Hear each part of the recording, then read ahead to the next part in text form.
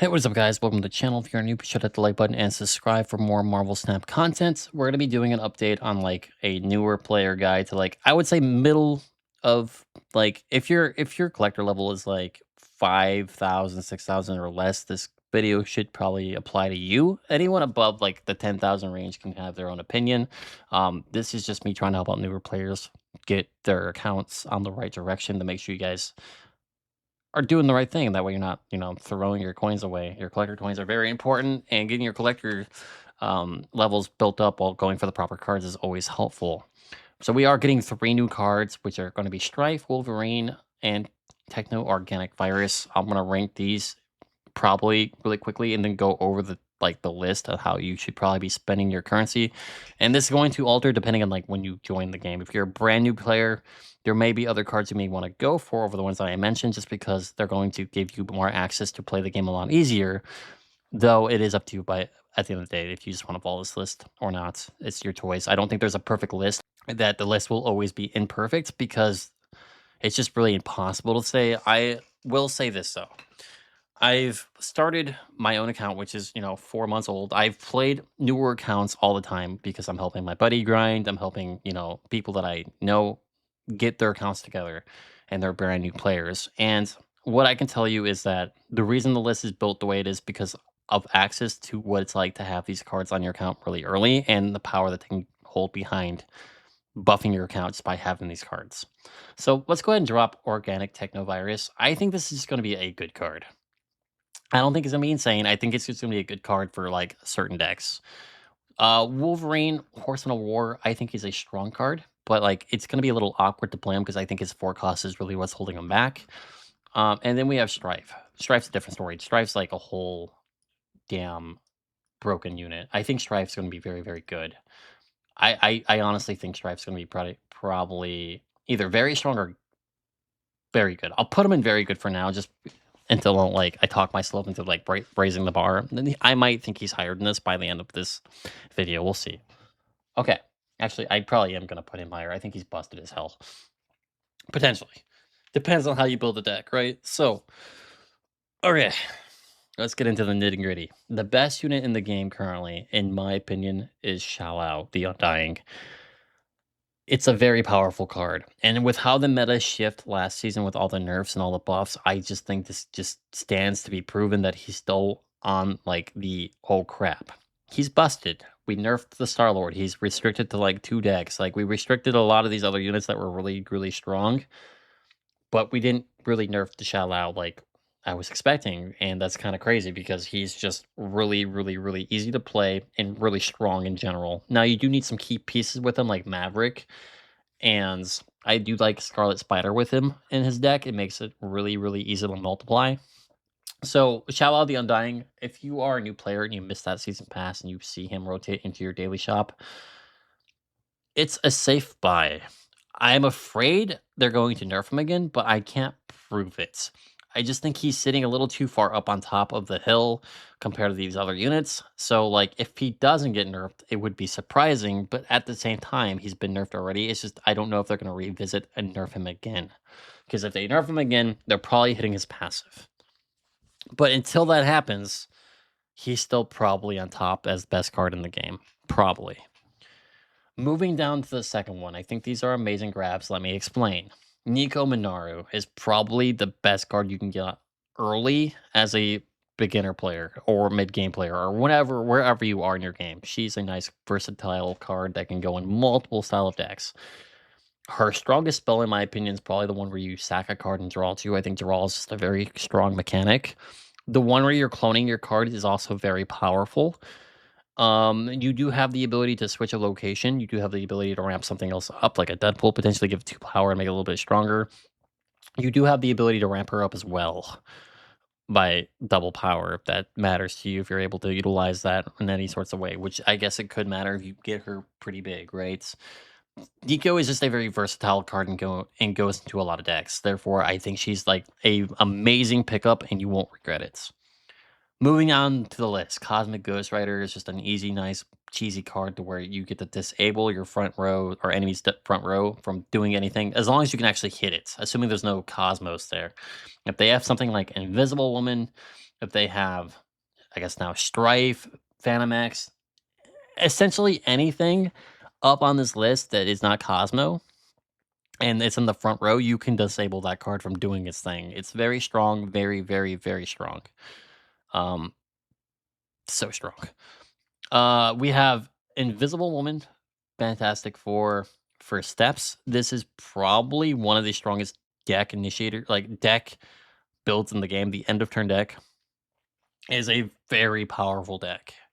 Very easy to play. Getting it might take some time, but when you get the deck, it will be a very easy deck to play. It's straightforward and it kind of just runs itself. You don't have to think too much about it. It's not like Bounce or like Phantom X where you have to like get all the pieces. It will do the thing that's trying to do relatively easy as long as you're playing, Invisible Woman with like Prodigy and Jocasta, right? Very strong. Honora is a part of that deck because you do have activates, reveals, and everything else in it. It just doesn't work with objective cards, which on it, I don't think she needs to have that ability. She's still very, very top tier even without it. And because of that, she's in the like, if you see her, she's worth it because like she works with almost every type of playstyle except for objective. Maverick is up here because Shallow is literally the best card in the game, in my opinion. And if Shallow is the best card in the game, his best friend is Maverick. So you're kind of just, you're kind of in it for him. Maverick is very strong because you can hold the power of all your other like ramp up cards and just pass it to whoever it is you want to pass. So you can ramp up multiple locations at the same time. Fing Fang Foom's here because like he's the biggest, best big boy there is in the game, I think. And well, I say that now, but Strife's releasing and Strife's gonna be able to abuse the shit out of this. I just think Fing Fang Foom is an easy slot in for like most of your decks that can go to turn 7 if you have a magic or if you have a way to get energy just to get this guy played, or if you can cheat him out with like Dragon Lord, you can just kind of like win that location. Fing Fang Foom is a location winner. It's also relatively safe being in the back line. You just have to be afraid of something killing him. Surge is the best energy style unit in the game when it comes to what it's doing. Now, hold on, before I get hated, let me just show you. Surge is my most played card this season. This is how good she is. Surge is amazing. She makes your decks run really nice and efficiently in most of your decks. I don't think she's for every deck, but she can be used on a lot of decks, especially the ones that run Shallow. She makes your stuff cheaper, easier to spam 2 things at a time, and just makes Shallow decks perform really, really nicely. Love Surge. I will stand by defending her. She's a really good card. Strife's the newest battle pass about to release in a few days, or release depending when I like release this video. I think he'll be really good. You get a lot of on reveal like cards in general as a new player, and I just feel like he's an easy slot in and very new player friendly. Now, I do think he's going to have a skill ceiling. I do think you're going to have to know when to play him. I do think it's going to be something you need to learn how to use efficiently. Like whenever you have Fing Fang Foom in your hand and Strife's ready to to go, you're going to win probably that location. You're going to have double Fing Fang Foom essentially, one on turn 4 or 5 and then one on turn 6, 7. So Fing Fang Foom is going to be very strong. It's not the only thing you can do with him, though. You can also use Ghost Rider. You can also use essentially any on reveal that would give you value. And there's a lot of it, even Odin. So just something to think about. Now we're going into the very good location. These are cards that you can go for if it's going to be something you want to play in the long run. I was going to put Phantom X a tier up. I was going to put Scarlet Spider, Doom 2099 Evolution and tier up with Gambit and whatnot, but it got kind of a little icky. This row right here is more so player choice and what you think you might like. If you like Invisible Woman, I think it's best to go the Doom 2099 route. If you don't want to go the Invisible Woman route, you have access to High Evolutionary. You have access to Scarlet Spider plus Shallow. You have access to Phantom X. You can try the Zombie Galactic deck. You can try the Ongoing deck. Or technically, it's the Move Ongoing deck. Together, it's like you either use Ongoing with Captain America or you like do Ongoing it with like the Hydro Stomper style setup. You have your active decks that like Jocasta. Prodigy can kind of just fit in anywhere when it comes to copying a card in front of it, so he's really good. We have Victoria Hand for creative decks, along with the Gambit Horseman of Death and Frigga. Goliath is good in ongoing decks, and also we have the newest card that released, which is Ozymandias, who turned out to be quite good. I will say, if you were here for Ozymandias, you got Sandstorm, you got Ozymandias, you got these cards that make him work. You have Dragon Lord, or you have Debris or Mole Man, Black Swan, and stuff like that. You can really make this deck quite powerful. And because of that, it's up here. Now, you don't really need like every key piece for Ozymandias. It helps a lot if you have most of the deck. It just depends if you want to go the Insub and Doom route where you're running like Dragon Lord and Jubilee, or if you're just trying to do rock things and keep your rocks alive and protect your rocks, right? And just make mass amounts of rocks with like Patriot, Blue Marvel, Ozymandias, and just trying to ramp up your rocks, right? I think Iron Man's in that deck too. People like using Iron Man. It just depends on what direction you want to take Ozymandias to make it like functionable. These are nice core cards to use in certain decks. I will say this as a Phantomx main player and a Scarlet Spider player, be warned, you're gonna need to hunt down a lot of cards for these cards to work. Like Phantomx needs so many cards. You need Morgan Le Fay. You need Lindley Iron Fist or Wild Child. You're gonna have to go through hoops and like to get this deck fully built, but it'll take less progress than just going for like an end of turn deck. Overall, I think there's less cards to hunt, but it's still gonna be very expensive either way. Same thing with the Scarlet Spider deck. You need quite a bit of cards to make this work. High Evolutionary is like the easiest one to step into as a new player. Like if you were to ask me, hey, if you had a choice to pick anything out of the gates for a new player, what would it be and why? My answer would be High Evolutionary because it gives you access to 7 brand new cards that you have off release. Just from playing the game, you get 7 cards of new abilities. High Evolutionary is really, really, really powerful in all states of the game. It got Star-Lord.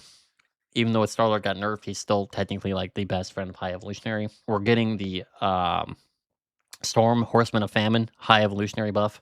Like it just keeps getting buffs every season. So if you want to play safe, you want to play an easier game, you want to play something that's a little bit more meta, and you want to just be able to ease into the deck a lot easier and have less purchases that you have to worry about, High Evolutionary. That is an easy deck to get into while you're building out another deck. I think if you have High Evolutionary, you can kind of focus on other decks at the same time and kind of build up your arsenal of decks by playing through High Evolutionary. Very strong card. Now we have the strong one. These are just cards that fill in your decks. So if you go the Gambit route, you're gonna probably want Iron Patriot. I say that, but like I know Toxin's here. The reason Toxin isn't higher than this for Bounce is because Bounce, in my opinion, isn't as strong as other decks at the moment. I'm not saying Bounce is bad. I think Bounce is a really strong deck in the right hands. I think it requires a smart pilot to use Bounce, and if it's something you're interested in, you could try to mix it up with Move and make a really interesting Bounce deck to work for you. I know Bounce is an archetype that is not ultra popular, and that's mainly because of like how it's ran and the clunkiness that it comes with. And I think it's 2 or 3 cards away from being an actually, like, really powerful deck, and we just haven't landed those cards yet in the game. I think having a max hand size of 8 instead of 7 would help this deck out a lot. I think having another way to ramp up your cards out of your hand to the field would be definitely another way to help this deck out. I just think it's missing a few more pieces to really become something, like, ultra competitive. Blink's good in the discard Hella deck. Discard and Destroy are still both very good. You pretty much essentially get pushed into either Discord or Destroy or both. Also ongoing as your like early player access. They just give you Iron Man, they give you Onslaught, they give you Hella, like they give you a lot of these early cards depending on like what you pull in your early series threes to really set you up in a decent spot to go these rounds.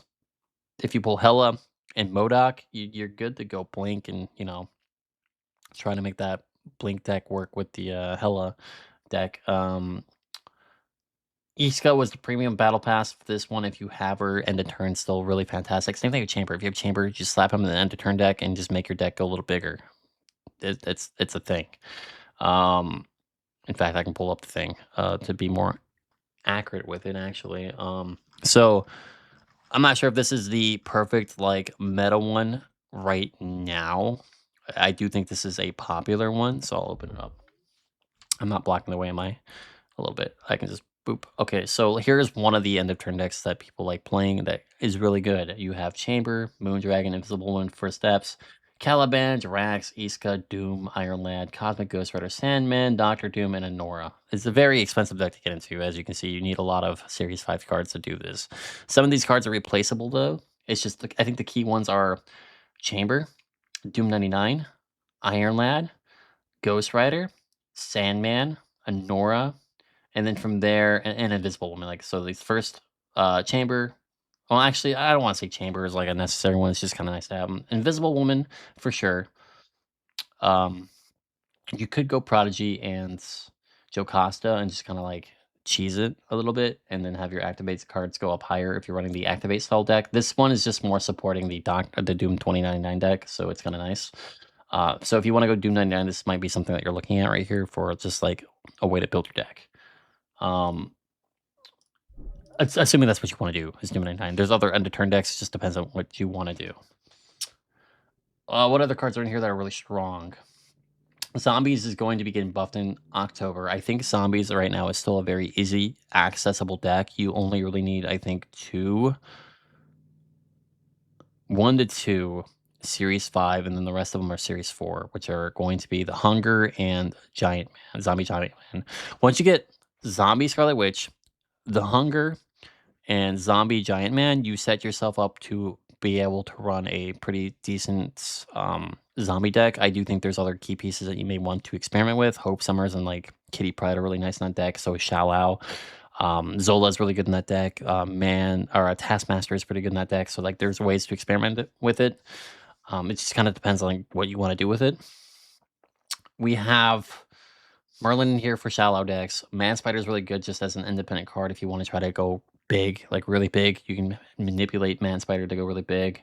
Morgan Lee Fey is mostly for Phantom X. Mockingboard's for creating cards. Lindley Iron Fist is either like move or like mostly Phantom X. I think it's like mostly Phantom X players play this card because of Morgan Lee Fey.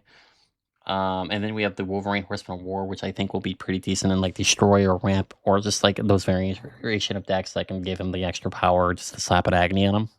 It will be probably able to use him. And Sabanor is also a good card, or a good card if you're running him with Ozymandias. And yeah, Vision's pretty good right now as well. And Gwenpool's always been pretty good. So like these are just good cards. None of them are bad. I don't think you can go wrong with purchasing any of these if you want to. Like if you're going discard, you're gonna want to have Scorn anyway. If you want to go an attempt bounce, you're gonna need Toxin anyway, right? Then we got a tier below.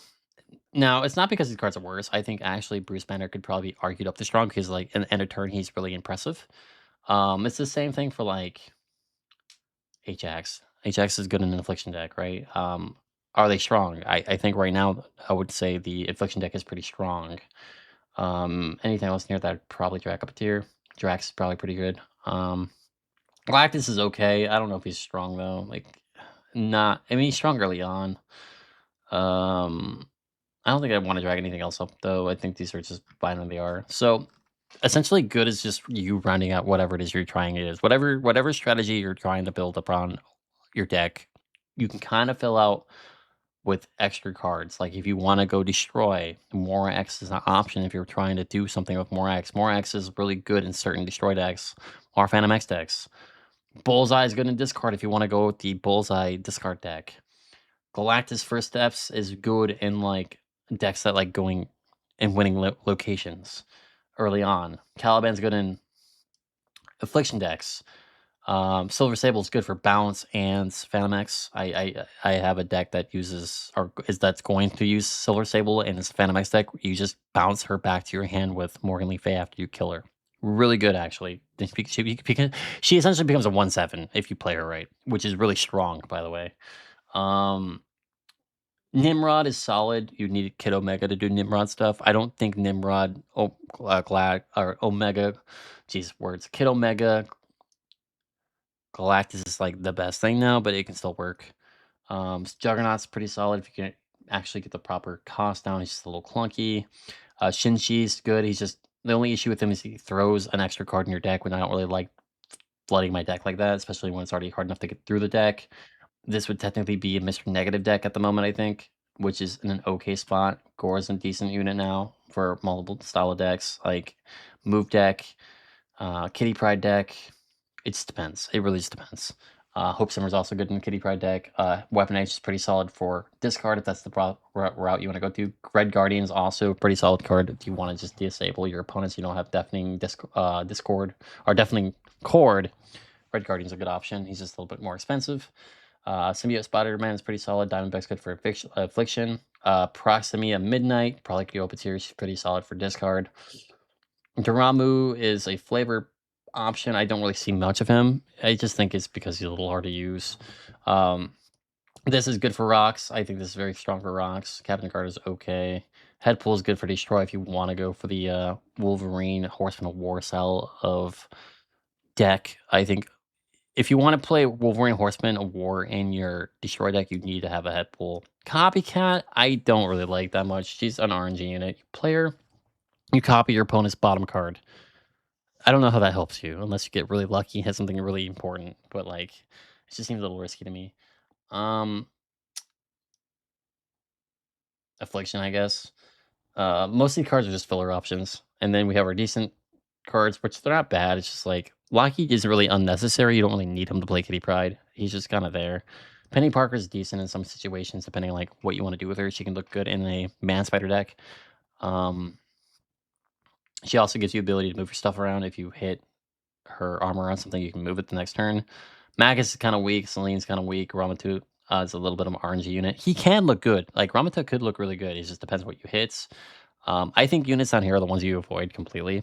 Not because I think they're terrible. Well, actually, this is because I think they're terrible. Mr. Fantastic, First Steps, isn't like the... He's just kind of mid. Weapon X after it's buff, I still think he's just not good. In most destroy decks, you have better options. He's just the worst version of everything in destroy decks. Is he better now as a 2/3? Sure. You can nah, I can't. As someone who uses Weapon X, I can tell you that this guy sucks. Well, Spider-Man Noir, a little awkward to use, just never feels good. Zombie Captain Marvel, as someone who owns her and played her in Phantom X, she'll lose you more games than win you games. Zorn is kind of whatever, and Crackling sucks. So now this is all my opinion. Of course, things are like it is opinion based, but like I think this is a decent place to look at like what's strong, what's weak, what's not good as an overall. Like I think Hope Summers is a good pickup if you're playing Kitty. If you're playing a lot of Kitty Pride with zombies, Hope Summers feels really good in that deck. So it just depends. Like if you have stuff up here, you have access to be able to build decks around them. I think having these core pieces up here, these bunch of units, shoot, you can even probably go down to here and like, well, let's stick to the top 3. So if you have access to all these units right here, like if you have these units, you have a lot more power to build decks that will be successful to win. And because of that, you have more abilities to go down here and, you know, kind of flex into cards that can help buff those style decks. So if you have Shallow, you have access to pretty much the strongest card in the game to give you the access to building the strongest decks in the game, right? Cosmic Ghost Rider is a great tech tool. Nico Minaru is a great tech tool. Invisible Woman is a very powerful deck when it's set up properly. It's a bit more expensive to use. Maverick is like Shallow's best friend, so it works. Fing Fang Boom's a really strong card too. Strife's probably gonna be really strong. I imagine Strife and Fing Fang Boom are gonna be like BFFs in every deck. And Surge is just a good energy card to get you going early on and keep that momentum up. And then everything below this is just like optionals. Like if you like these cards, they are good. They are meta-based cards. You can use them and build decks around them. And because of that, they're worth the pickup if you want to use them, right? So just for a clarification, I don't own Invisible Woman First Steps. I don't own Ghost Rider. I don't own a Naru. Anara. I don't own these 3 cards right here. I'm missing these 3 cards. But that's okay, because I own this. I own this. I own this. I own this. I own this. I own this. Like I have access to go into those decks and really make them successful because I know they're good. It's just, I went down the Phantom X route and the Scarlet Spider route. So now if I wanted to go the end of turn route, that would cost a lot more resources. So if you're someone who's trying to win, try to focus on two decks at the beginning. Destroy, discard being one of them, and then the other one is more so like what you want to play. If you have high evolutionary, then you have more access to do whatever the hell you want because like you already have access to a very very strong deck. especially if you get Star Lord in there and Storm, Horseman of Famine, you'll have access to a very powerful deck, and you can start building towards another deck, and doing that on the side to play something that you enjoy, right? So at the end of the day, it is your choice. It is your currency. Just know if you're buying something, why you're buying it. Essentially, like this list is just here to help you, kind of like organize what's good, what's bad, what's working, what's not working. I think Zombie Galactic is a little high in this list, but I'm keeping him here just because he can work really nicely with Surge. Um, But it's all up at the end of the day, it's all preference.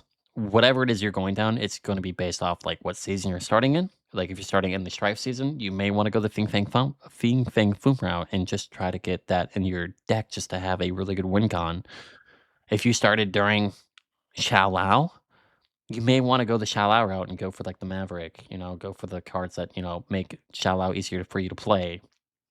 If you're starting in the N7 or routes or season, Ozymandias works really nice with him, and so does the Dragon Lord and Jubilee, and you can build a really solid rock tech around that to have you just have a good start. Essentially, things are going to change no matter what season it is because it depends on what the season card is, and whatever that season card is going to be like kind of your Kickstarter into success.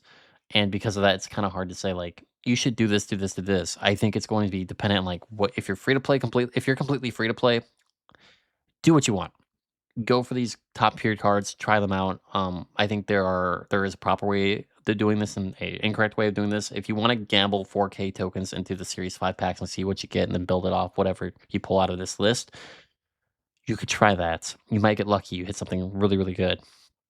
At the end of the day, it depends on what you do with your currency.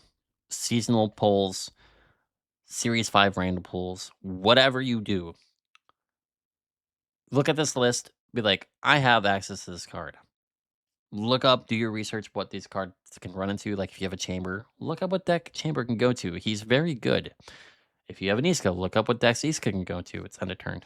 Like essentially you get to build powerful decks with these units in them. So if you have access to these units, or if you have the ability to grab a unit from this list that's in like this top tier area, it opens you up to a very strong possibility of just building something really meta and having an easier way for you to climb to infinite or even being conquest if that's what you want to do.